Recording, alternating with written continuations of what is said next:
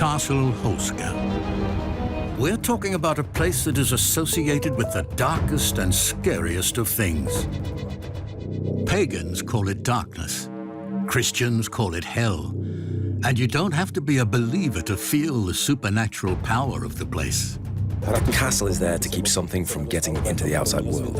Castle Houska has a second name, the Hole or the Gate to Hell, gateway to other worlds. During the reconstruction of the castle in the 19th century, one of the workers was doing maintenance work when he suddenly heard strange voices coming from the castle chapel. No one was there, and the voices seemed to be coming from the walls.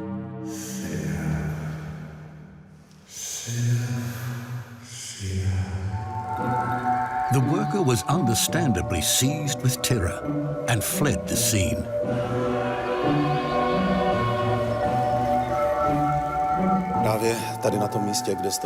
Here, in this place where we're standing, the earth should have cracked. The rock should have burst, a crevice so deep they called it the Hole, or the Gate to Hell. And through that opening, apart from the sulphurous smell, beings should have ascended to the light of God, and they were called hell beasts, devils, taking on inhuman form, half animals, half humans. They were called inhumans. Later, the worker was able to describe his experience, and of voices speaking in a language unknown to him, he remembered the word seraph.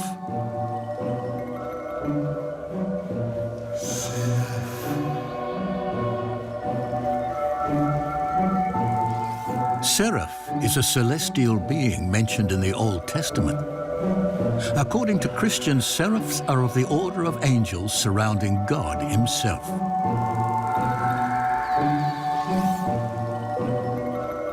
So is there a battle of good and evil at Houska Castle? Is Houska, as they say, the gateway to hell? Who are the guardians? Angels? Is the devil himself standing against them? According to legend, the builders of the original Gothic castle decided to explore the gorge. Even before they sealed the hole, they were supposed to lower a prisoner into it. It says he was an arsonist and a murderer, so he agreed to it. But halfway through, he changed his mind and said that the hell below Houska is far worse than the punishment that awaited him. They were supposedly lowering a young man there, but an old man came back up.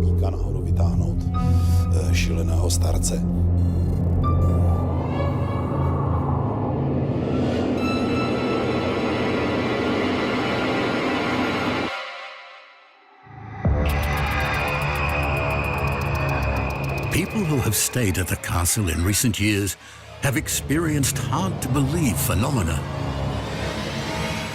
For example, they heard the clinking of fireplace tools, or couldn't get through doors that can't be locked.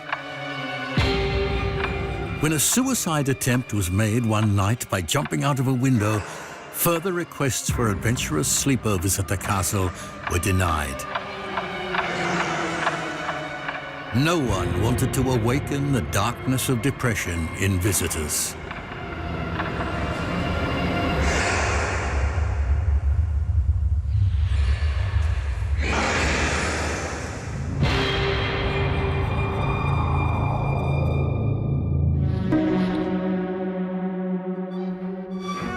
How is it possible that there was always an orange glow on the camera image at different points in the castle, and nowhere else during the entire shoot? How is it possible that in a room with no windows, unknown particles were always flying in different directions? And it's not just the underground that shows its mystery. In the attic, the ravages of time creates a suffering face out of cobwebs. Houska Castle has a really special energy, and we are not the only ones who have noticed strange things at Houska Castle. In the past, the paranormal team has noticed trouble and strange noises. In 2014, during the research at Houska Castle, We found various abnormalities that mainly affected the equipment. It happened very often. The radios went dead. The camera, which had a fully charged battery, suddenly counted down, 4, 3, 2, 1, and turned off. After one checkup, I felt a burning sensation on my chest, and it blistered, which has never happened to me before. It was Mr. Marish who was in charge of the chapel, and as far as the chapel was concerned, he was supposed to have experienced and even recorded it on camera. Blows to the ground, like someone hitting the ground with a sledgehammer, and that's what it sounded like on the recording.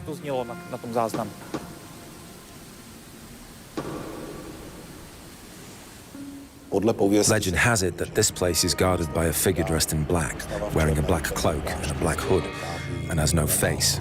She's not evil, she's just guarding.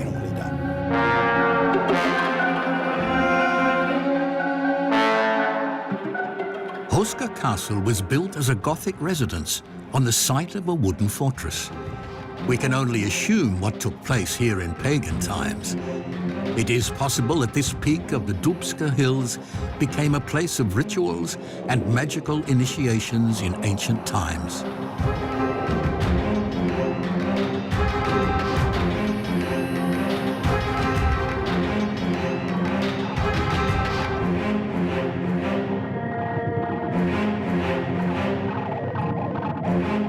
Whether we call them mages or witches, their connection to the underworld was intuitive in pagan times. Not much to do with logic. However, when you wield supernatural powers, the temptations tend to be great, especially where dark energies are prevalent in places of power.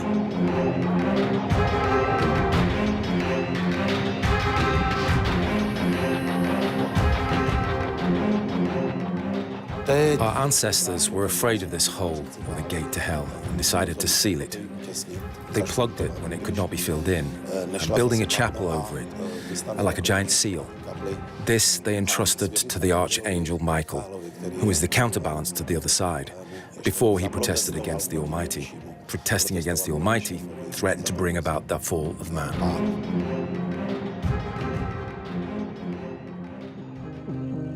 We soon learned that Houska Castle attracted even occult-obsessed Nazis during World War II. During World War II, the Germans stored occult literature here. They had Jewish Cabal, Masonic books. They did magic here. It remains a mystery why the dead bodies of Nazis were found outside the castle after the war, when there was never any fighting at the castle. Who killed them? Why did they die? Where were they buried? Under the wooden floor. They weren't graves. They were just under the floor. Moreover, historical documents reveal that the castle was supposed to be a breeding place for representatives of the Aryan race. I'm convinced that here, if we put it in quotes, they wanted to produce those nutters, those berserkers who only hear go, go, go, fear nothing and move forward. The graves were found after the war by children who came for a convalescent stay. Those buried were wearing strange uniforms. If you work with dark energy, sooner or later it will destroy you, kill you. The imprisoned Polish and Russian women were said never to have left the castle. Did they succumb to sacrificial rituals, like the buried Nazis? The Germans said they wanted to decide the war from this castle. There was also a man at the castle who claimed Houska was a location for time teleportation. This is a man who claimed to be Irish and to know that Hitler had teleported from here. Work it out for yourself. The Irishman attended a mystery conference at the castle and convinced the owner that there was a teleportation room. Alexandra Mackenzie, a clinical hypnotherapist, also experienced something unexpected here, thanks to her extraordinary spiritual abilities. I had an impulse. You must go to Houska Castle. There's a chapel in the castle. There's an entrance to the chapel, and both my husband and I stopped, and it wouldn't let us in. I had a strong feeling that we had to go outside the castle, and suddenly the wind blew, and it blew my hair in my face.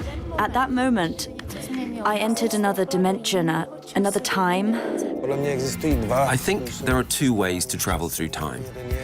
One is at the level of technology, but I'm personally hugely inspired by the books of David Bohm, who describes a kind of holographic universe in the sense that by, say, electrochemical stimulation of the brain, you can recall memories from the past or even from the future. One actually perceives perfectly the experience from the past, with all the details, or from the future, as if one were in it right now. I turned around and I became a priestess. We found out that at that particular place, at the lookout, pagan ceremonies were held for a rich harvest. I look down at myself and think, that's strange. I was wearing a white linen dress and a belt, which I then painted on because I saw it in detail. It had flowers embroidered on it. It was tied up. Whatever we actually observe is, one can call it a kind of hologram, meaning if we observe a hologram of the present moment in exactly the same way, in my opinion, the consciousness can be tuned in the same way to observe a hologram in the past, and yet, moreover, none of us are actually able to distinguish which of the holograms I am observing right now. And I walked down the hill like a priestess in procession. There were still a few young women there. I came down and I wanted to enter the castle from the side. And that's when it hit me. I thought, oh, maybe they're going to sacrifice me. I saw that the priestess's dress had fallen off her like that, and she was standing there naked. They entrusted the grain to chaos, and the priestess of the harvest lay down the furrow, and the prince of the harvest on her. I didn't want to know what was going to happen next. It was interesting to see the inside of the castle, though. Something was obviously going on, some kind of ritual, whether positive or negative, I couldn't say. Certainly physically, you as a person are not going anywhere. In spirit, yeah. Particles move from the past to the future, and antiparticles move from the future to the past. Yeah, so the arrow of time doesn't really play any role in terms of physics or quantum theory. All processes are actually reversible. Like anything can move towards the future or towards the past. Then the wind that blew through my hair, the way it made me turn around, made me shift in time to another place, to another person. Whether it was my past life, I don't know, but it was someone else's story. Einstein's theory of relativity about time travel is admitted by default. What if centuries ago a place was found in northern Bohemia that had been a portal to enormous energy power since pagan times?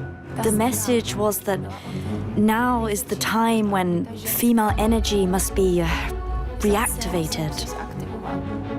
Was Houska a place that, with the advent of Christianity, was legitimately interpreted as a gateway to hell? Or even a place where one can travel through time? Were the manifestations of magical and paranormal forces evoked by pagan sorcerers the main and perhaps the only reason for the construction of the Gothic fortress?